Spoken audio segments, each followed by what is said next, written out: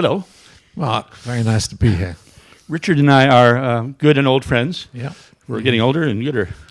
And whenever we talk, it seems to go quickly to 3 hours. And I enjoy every bit of it.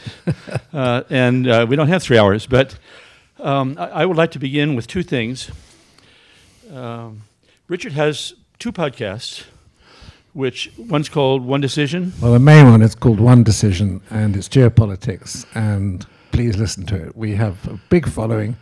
It's US produced, but sort of transatlantic in character, right. I guess is the best way to put it. And maybe I'll talk him into letting me be on his podcast sometime. Yeah, you're definitely on the list. and Richard was on our podcast recently. Yeah, I was. And so in preparing for this moment, I watched it yesterday, and I got totally depressed because it was perfect. And Barrett was the moderator instead of me. So Barrett did a great job. You did a great job. I refer you to that podcast. If you go take a look, you'll see a really great, pretty half an hour, 45 minutes discussion with Richard about the world and how it's doing and why, what, where. So I'm not going to repeat that exactly because it's available to you. It's free. Please go look at that. And I told Richard this with very little warning, like last night at midnight or something. But what I'm going to try to do is quickly do that again and then go forward. Okay. Which didn't happen during that podcast. Really. No, it didn't. So let's do the quick part if we can. I want to focus on what Evan started, which is the Crink Conversation. He was saying we need to deal with Crink as a group, not let them tease us separately with their different agendas around the world. First of all, do you see Crink as a unified problem? I don't think I do, actually. It's an alliance of convenience. So if you take the relationship between China and Russia, you have a supplicant, which is Russia, and China very much in charge.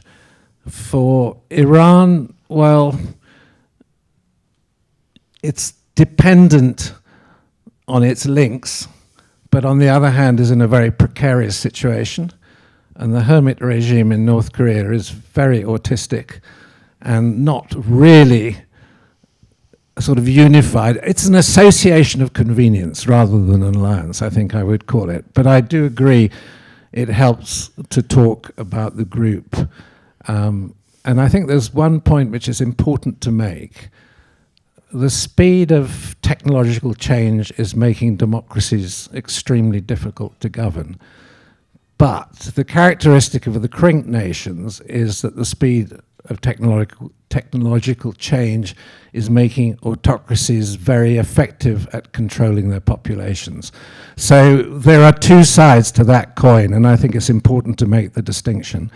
And I mean, if you try to sort of characterize China, and I think we should always talk about communist China, is that, you know, the use of sophisticated technology to control their population is going way beyond Big Brother. I mean, it's getting to a point almost of absurdity, and it's very scary and very disconcerting.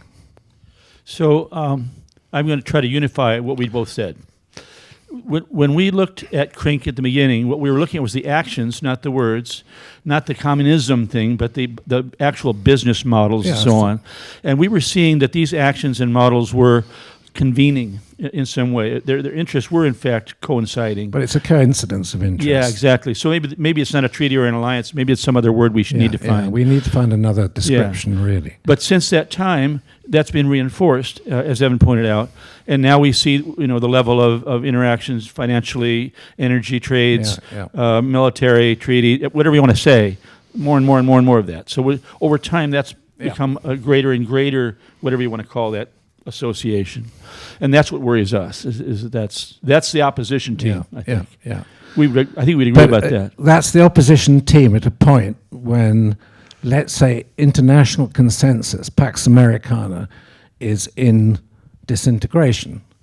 I mean, it's been happening for 10 or 15 years, but very markedly it's happened now.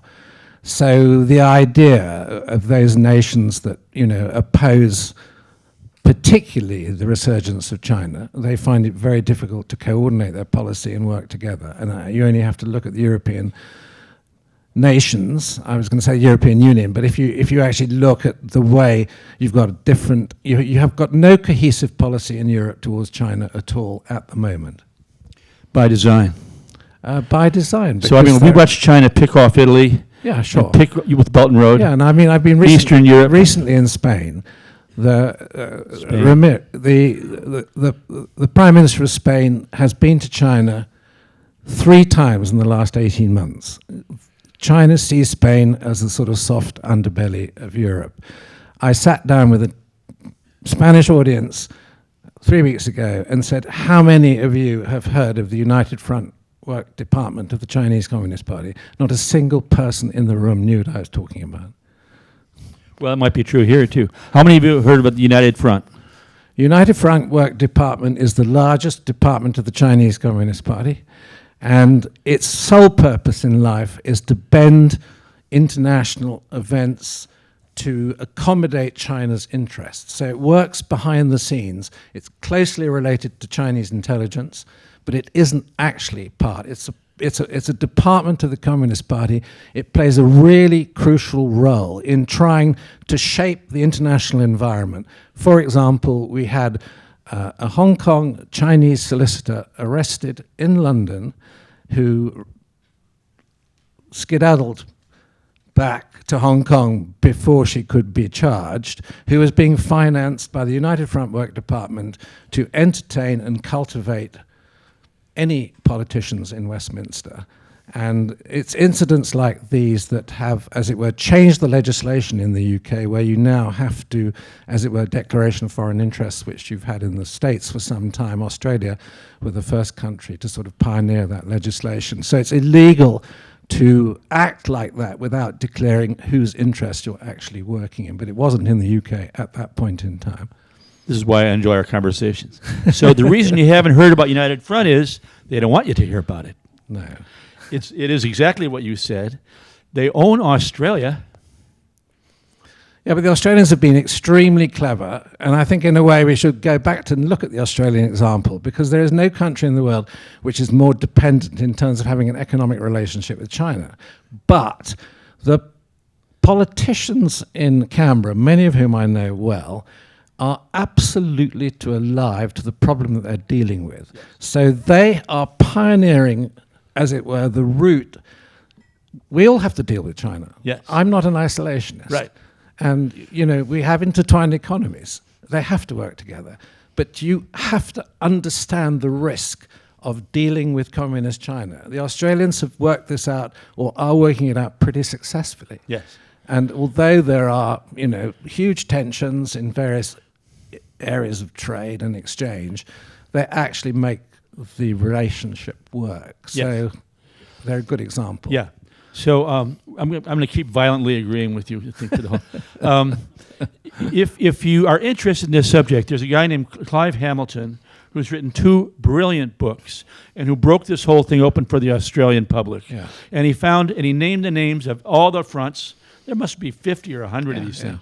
And they all have different names. They sound like the Friendship Association. And they had 2 or 3 people who were elected representatives in Parliament. They got thrown out. They were spies, kind of like what's happening in Britain. Yeah. And so he really helped tell the detailed academic version of the story of the United Front work in Australia and therefore around the world. Yeah. Yeah. So this can's been opened up. People are beginning to understand it. But I mean, when you're thinking about China, you have to look at the documentation, look at the evidence, and you could say it's hiding in plain sight. It isn't actually hiding, it's in plain sight. So if you read the documentation that supports the 20th Party Congress, for example, it says very clearly China's intention is to dominate globally by 2049. Full stop. There is no doubt about this. This is the policy of the leadership of the Chinese Communist Party. How is it going to do that?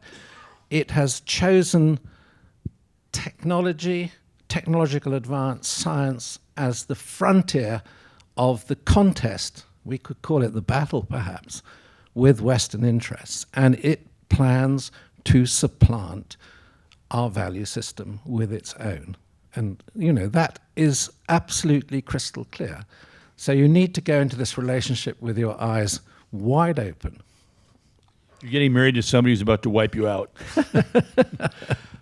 So I want to call out Evan because Evan has promised you 2 books. You'll get them in the mail next week. Thank you. And the work that we're talking about now going forward began just before those books were written and during that time. For those of you who don't know, that's what Invent IP is, which we mentioned a moment ago, is inventing nations versus nation-sponsored theft of intellectual property. Invent IP, Google helped us make that up. If they had been part of it, I wouldn't have named them, but they were part of it, so I'll name them. And that work began with pattern recognition against, just in general, the world economy. And we learned what China was up to by accident. And when we learned, I told Michael Dell, and he said, tell Keith Alexander, who's probably a friend of yours, maybe. I've met him. Yeah, all right. And so Keith arranged for me to go around the world to all the Five Eyes and talk to our English-speaking friends about this problem. And in general, nobody knew. And so here we are, not that much later, 10 or 12, 15 years later, and everybody pretty much knows what's going on. But I love the way you put it because it's clear. Yeah. There's still argument about like, oh, don't be so harsh. Whenever you criticize China, you get the China-bashing, racist thing thrown at you as a barrier, and you have to go, what you were doing. No, we're talking about the Communist Party of China and their business model, period, and their goals, period, and they are written, and here they are. Yeah. We're not saying Chinese people are bad or good or anything else. We're just saying this is the world today. This is how this country is being run by these exact people with these exact goals, and they're terrifying. Yeah, and it's about creating dependencies. Yes. It is about penetrating our business systems. I mean, I know more about the UK than I do about the United States. But for example, the problem with Chinese electric vehicles, massively subsidized, is that their software can be reprogrammed by the manufacturer at any point in the future. If we run into a crisis with China, there is no question that they can immobilize every city in the UK by switching off 1,000 electric vehicles. And that can be done at the flick of a switch. We've had a situation recently confirmed by the security service where a ministerial electric car was being eavesdropped in Beijing through the same technology. I won't tell you whose car it was, but it was a rather senior member of the government. And you know, if you sat in the back of a ministerial car, which I have a lot in my life, just how much business is discussed in cars when everybody's short of time going to a meeting. So the defense staff in the UK have just banned Chinese electric vehicles as official vehicles. But I mean, that's just a small. And I mean, I can give you many other examples, but the whole issue of cellular modules, the Internet of Things, the penetration of critical national infrastructure by Chinese technology, it has a strategy behind it, which won't necessarily be implemented except in a crisis, but it is an intensely serious problem, which people now are becoming alive to. We had the debate in the UK about 5G and Huawei. Fortunately, the critics, us, we won that debate, and you know, Huawei will not provide the UK's 5G, but it jolly nearly did. Yeah, we fought that one with you. And I'm glad you were there. You did pull it out of the fire. That was pretty close. So I want to go back to something you said a minute ago about Crink, because I think it was very perceptive. Although we're calling it a name, a unified something, I agree with you completely. I think that it's China's plaything. It's a temporary thing that they have created. They are the dominant player. Russia's not. Iran's kind of somewhere floating around the middle. But this is a China operation to me. Yeah. And they needed to have a group of nations around them, provide a little sense of not just China here you're looking at, and a lot of protection in the energy sphere and a lot of protection in the financial sphere. So that's, I think, there's a Belt and Road thing, which maybe we'll go to next. But that idea was really, well, there was a document out, I think maybe you guys did this, but about 3 days ago, it was discovered that the Russian FSB had a secret document that someone found it, and it was saying that all their concerns about, this is their counter intel group, about China and what China was planning for Russia. Well, historically, the relationship between the two countries has never been straightforward. Right. I mean, apart from the border issues between China and Russia, which are as old as history. But there always has been a tension. So you have a close alliance, you have a supposedly close friendship, but on the other hand, it isn't like the special relationship between the UK and the United States. It doesn't reach that degree of quality. So, for example, at the moment, it is really convenience. It's cheap Russian energy going to China. China's supplying a lot of the electronics and chips and stuff that they need to maintain their defense manufacturing. And of course, there's understandable political reasons why China does not want to see Russia come out of the war in Ukraine in a worse situation than it already is. And we could mention the fact that when this Crink thing began, China was just early into the nuclear game, and Russia was a very sophisticated nuclear player. And of course, the exchange was in the other direction during that period. But I think the terms of that equation has shifted now, and is very much from China to Russia. Yeah. I could share a wild-ass idea I have and watch you shoot it down maybe. But when we first got tuned into this Crink thing, we shared it with another colleague of yours, I won't say who it was, from MI6 who just quit or been retired. And he said there was no such thing as this alliance. So he was wrong. But I explained to him that we had seen the Iranians shipping missiles secretly to North Korea. And they got caught. And we had noticed that the North Koreans couldn't build a properly behaving nuclear device for the life of them. They kept blowing themselves up, blowing up mountains, and all kinds of crazy things were happening with their very not advanced systems. And then suddenly, they had a working nuke, and then after that, they had smaller ones they could put on top of a rocket. It was breathtakingly different than the prior 10 or 20 years of their work. And I therefore made the wild assumption that not only did we know that Iran was sending missile technology to them, but maybe they were sending nuclear technology. Well, I think the route for the nuclear technology probably starts in Pakistan. So it was AQ Khan and KRL laboratories. And AQ Khan, well, it's an interesting story. We haven't got, one could sit here and talk about this for hours. But I mean, basically what AQ Khan did was he seeded his PhD students everywhere around the world in different universities. And it was called the Islamic bomb. Well, no one knew what it was because they were all studying little bits and pieces. Oh. But a very brilliant MI6 officer, who was a close friend of mine, who I'll name because I think he needs to be on it, he's probably anonymous, called Guy Bratt, sat down. He was a very brilliant lawyer, actually. He wasn't a scientist. And he worked out on a sheet of paper that from looking at the PhD subjects of all these Pakistani students that they were building a bomb. I mean, and this is how actually counterproliferation as a study, an intelligence study started. And the first counterproliferation teams were actually in MI6 before any other Western intelligence service, founded on the work that Guy Bratt did. And what happened was that AQ Khan was really quite irresponsible. Yeah. And he was selling his kit to various players around the world. He sold it to Libya. I mean, that was my famous incident towards the end of my career when I went to Libya secretly on an unmarked plane to meet Gaddafi in the desert and to get Gaddafi to give up his WMD. And when we said, oh, well, you've got to include the nuclear, he looked at me and said, well, we don't have any nuclear. Well, you do. And he tried to sort of bullshit us, excuse my language, into thinking differently. But then we said, look, here are the 26 sites, the laboratories and everything. And then the UK team went in and dismantled it.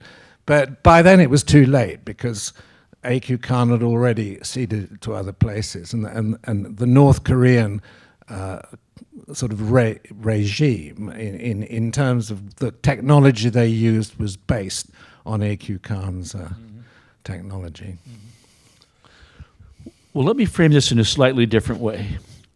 For years now, I'll say 5 years at least, we've been told, we the public have been told, that at any given moment, the Iranian government was months away from having enough stuff to create a bomb.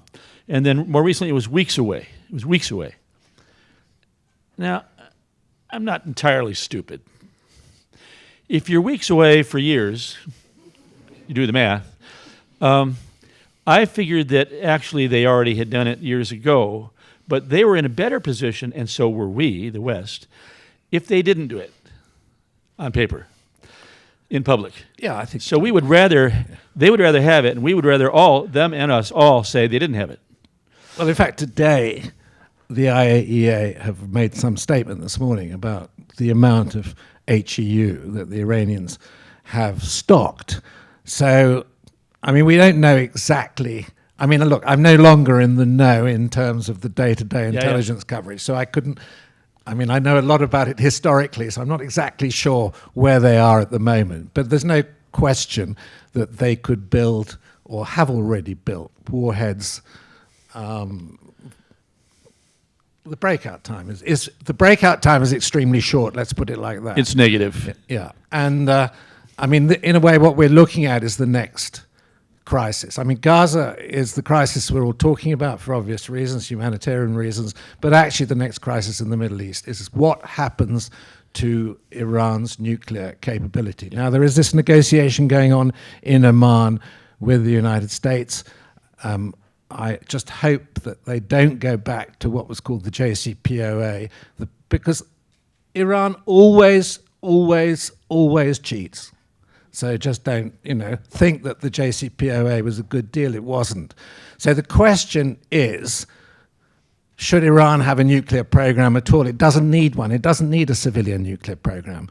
So what's important is that this negotiation stops it. Now, if it doesn't stop it, I've just done a podcast with one of your Republican congressmen, Mike Lawler, who sits on the Foreign Affairs Committee and is pretty influential. He says to me in the podcast, in words of one letter, we will bomb the Iranian program if they do not surrender it completely. Well, I think Israel would also be in on that. Well, of course, it would be a joint Israeli. The trouble is the Israelis haven't got quite the right kinetic weapons because the stuff is buried under mountains, so only the US has the sort of buster bombs that can penetrate deep and destroy this program. So, I mean, the next crisis in the Middle East is this issue.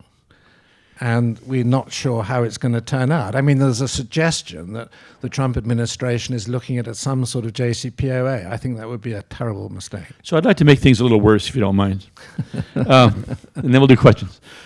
Therefore, given what we just talked about, I have come to the conclusion, which I don't expect you to share, that the Iranians have been...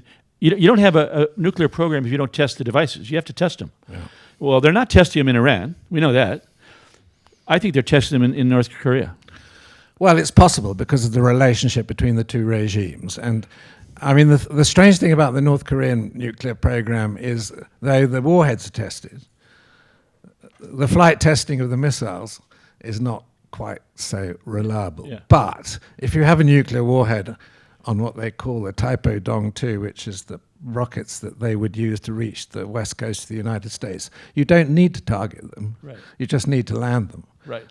And so that is a bit of technology they've just left out of the equation because it's not necessary. So I think you're at least partially agreeing that it may be that some of these tests we're seeing in North Korea are benefiting Iran. I think that's quite possible. I mean, you heard it here. I couldn't confirm. I think it's entirely possible because basically it's the same technology. Yeah. Here first. Okay. Questions with our few remaining minutes? I'm very conscious we haven't spoken about Ukraine, but then we'll leave that to one side. Yeah. We'll have to do this again. Cameron. Hi. Name is Cameron Lohian. I'm a global person. I travel all over the world, and I always try to have a objective global view, which may or may not be popular as things go on. But I would urge you all to read Tom Friedman's recent article that he wrote about the state of technology in China. I had a $350 million fund that invested in high-tech companies for 15 years between 2000 and 2015 in US, Japan, China, India, Israel, and Singapore. So I used to travel to all these places for 15 years. After COVID happened, I stopped going to China because they were keeping a lot of people locked up, whether they wanted or not. So I wasn't the only one who stopped going. Majority of American executives did not go there.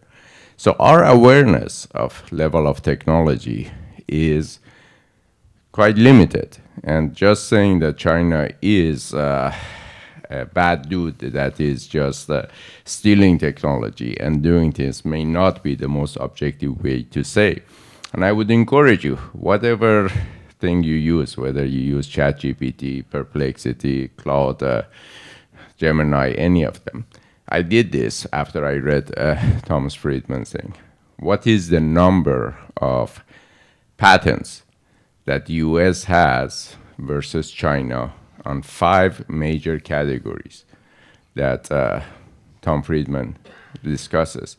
Every single one, China had a lot more, many more patents than US. 70% of AI patents are held by China. Not just on AI. So On batteries, on solar systems. Got it. We're running out of time. So may I answer? Yeah. The Chinese love numbers. I think since the Communist Party began, everything was run by numbers. How many, whatever did you do this week, and the more the better.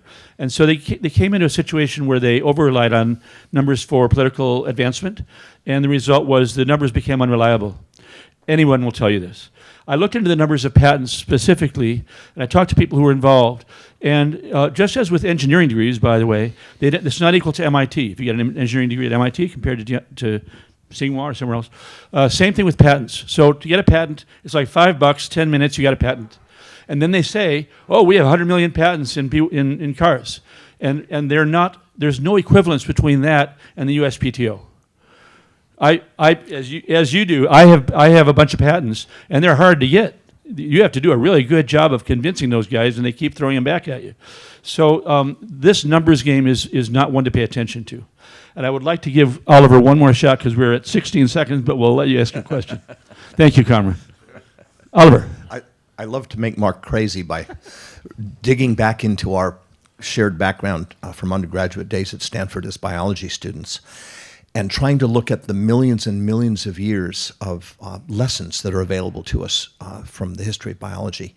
And one of the things that came out of this discussion that we were just listening to about the infiltration by the Chinese of all of these systems is that I think this is to be expected, not just of the Chinese, but of virtually any living organizational system. It's simply a niche exploitation fulfillment. It's what systems do. There's a kind of a fractal, scale-independent process here. It's a natural law. So when we find ourselves outraged or offended or whatever that these things are happening, I think that's naive to a certain extent. We should expect any political system. I'm going to answer that. I'm going to let you answer, and then we'll be done.